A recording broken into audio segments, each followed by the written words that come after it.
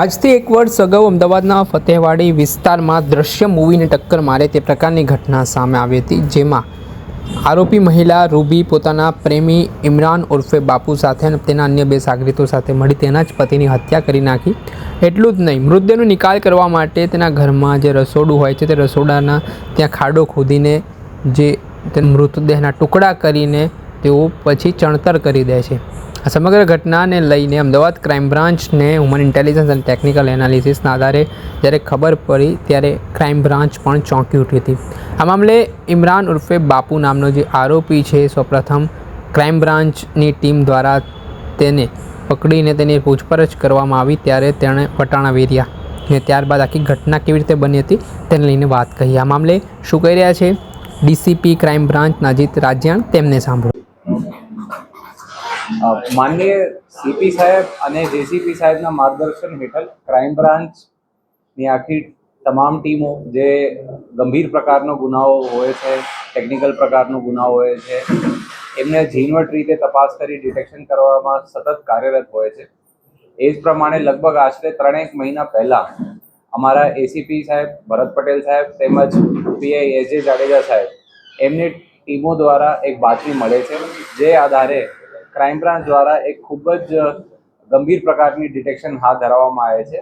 એમાં એક પુરુષ જેમનું નામ સમીર અકબર અલી અંસારી, એમના જે મૃતદેહ હતો એ એમની વાઈફ દ્વારા એમના મિત્રો સાથે મર્ડર કરી એમના પોતાની કિચનની અંદર ખાડા ખોદી દાટવામાં આવેલ અને એ પછી એમને ઉપરથી સિમેન્ટ અને ટાઇલોથી કવર કરવામાં આવેલ. આપણે એ અનુસંધાને એક આરોપી ઇમરાન વાઘેલા એમની અત્યારે પૂછપરછ ચાલુ છે અને જે બાકીના આરોપીઓ છે જેમાં મુખ્ય આરોપી રૂબી અંસારી તેમજ એમના સાથના આરોપી ફૈજુ અને સાહિલ એમની બાબત અમારે ક્રાઇમ બ્રાન્ચ દ્વારા શોધખોળ ચાલુ છે.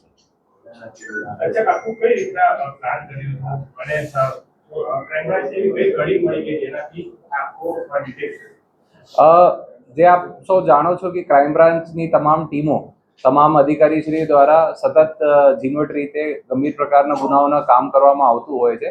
એ જ રીતે કે કોઈ પણ અનડિટેક્ટ મર્ડર હોય, લૂંટધાડ હોય, એમાં સતત ક્રાઇમ બ્રાન્ચ કામગીરી કરતી હોય છે. એ આધારે ક્રાઇમ બ્રાન્ચને ગુપ્ત બાતમી મળી હતી કે એક માણસ છે, એમને કોઈ એમના નજીકના માણસો દ્વારા, નજીકના રિશ્તેદારો દ્વારા મારીને દાટવામાં આવેલ છે. તે બાતમી ઉપર ક્રાઇમ બ્રાન્ચે 3 મહિનાથી ઉપર મહેનત કરી અને આખું ભેદ ઉકેલ્યો, જેમાં જે સહ આરોપી ઇમરાન વાઘેલા છે એમની અટકાયત કરતા પૂછપરછ દરમિયાન એમને કબૂલ્યું કે એમને જે મરણ જનાર સમીરભાઈ અંસારી છે એમની વાઈફ રૂબી એમને કહેવા મુજબ એમને સમીરને મારીને ત્યાં ખાડા ખોદી એમાં દાટવામાં આવેલ અને કિચનની અંદર પછી સિમેન્ટ અને ટાઇલથી એમનો જે સીન ઓફ ક્રાઇમ તેમજ બોડી એ દબાવવામાં આવેલ.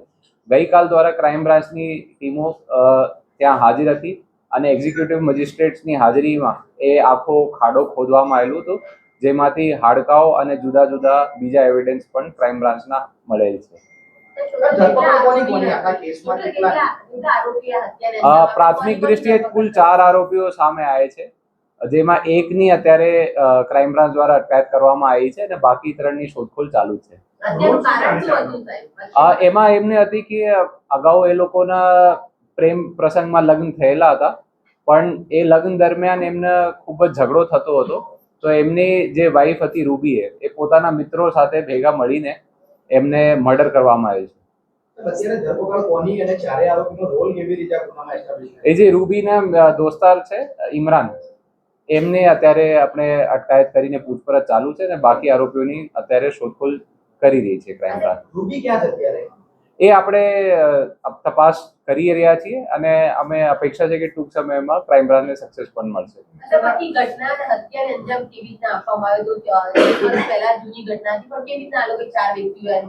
એમાં એ અત્યારે જે ઇમરાનની પૂછપરછ દરમિયાન એવું સામે આવ્યું છે કે રૂબીને કહેવા પ્રમાણે એ લોકોએ એમના હાથ પગ પકડીને એમના ગળા કાપ્યા હતા અને પછી બોડીના જે પીસીસ હતા એ એમને ત્યાં કિચનની અંદર ખાડા ખોદીને એમના ઉપર નવી કન્સ્ટ્રક્શન કરવામાં આવેલી હતી. હા, એ અત્યારે આપણે પૂછપરછમાં આવ્યું છે અને જે અમારે પુરાવા મળ્યા છે એમની આગળ અમે ફોરેન્સિક જાંચ કરાવીએ છીએ, DNA મેચિંગ વગેરે પણ કરાવવામાં આવી રહ્યું છે. એ બનાવ લગભગ અત્યારથી 13 થી 14 મહિનો જૂનો જ છે. તો આપણે એ રીતે આપણે ફોરેન્સિક ટીમોની પણ મદદ લઈ રહ્યા છીએ.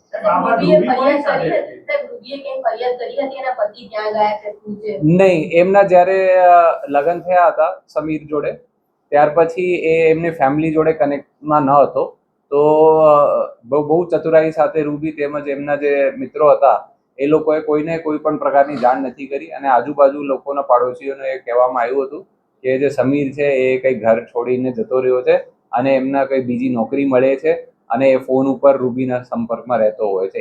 એ પ્રમાણની સ્ટોરી એમને પાડોશમાં ઊભી કરી હતી. નહીં, અત્યારે તો એ એકલી રહેતી હતી, પણ એમના જે અમુક દોસ્તાર મિત્રો હતા એમના જોડે એમની મિત્રતા હતી, તો એ લોકો મળીને એમનો મર્ડર આચર્યું.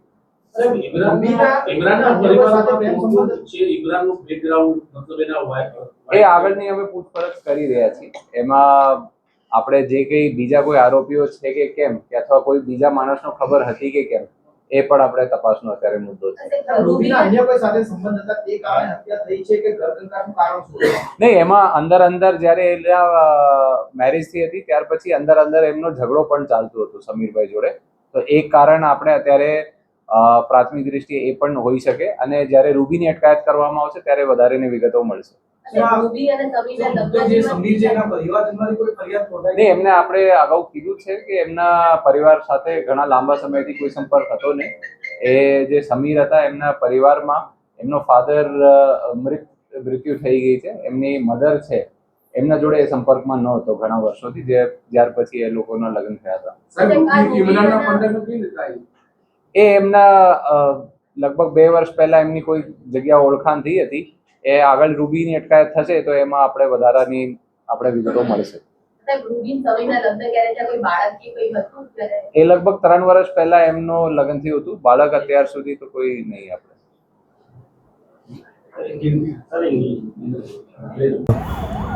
આપણે સાંભળ્યા હતા ડીસીપી અજીત રાજ્યાણને. તેમણે આ સમગ્ર ઘટનાને લઈને ખુલાસો કર્યો છે. આ ઘટનામાં 4 જેટલા આરોપીઓ છે, જેમાં મુખ્ય આરોપી ઇમરાનની પોલીસે ધરપકડ કરી છે, જ્યારે રૂબી ને અન્ય 2 આરોપીઓ પકડવાના બાકી છે. તેમને પકડવા માટે ક્રાઇમ બ્રાન્ચની અલગ અલગ ટીમો કામે લાગી છે. દર્શક મિત્રો, આવા જ વિડીયો જોવા માટે એન કવરેજ ન્યૂઝ જોતા રહો.